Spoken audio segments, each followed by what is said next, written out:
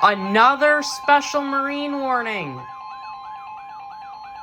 The National Weather Service in Milwaukee-Sullivan has issued a special marine warning for Lake Michigan from Port Washington, Wisconsin to Wind Point, Wisconsin, 5 nautical miles offshore to mid-lake until 7:45 p.m.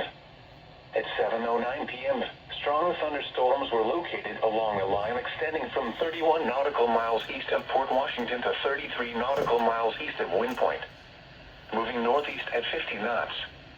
Hazard, wind gusts to nearly 50 knots. Source, radar. Impact, small craft could be damaged and briefly higher winds and suddenly higher waves. Strong thunderstorms will remain over mainly open waters. Move to safe harbor immediately as gusty winds and high waves are expected.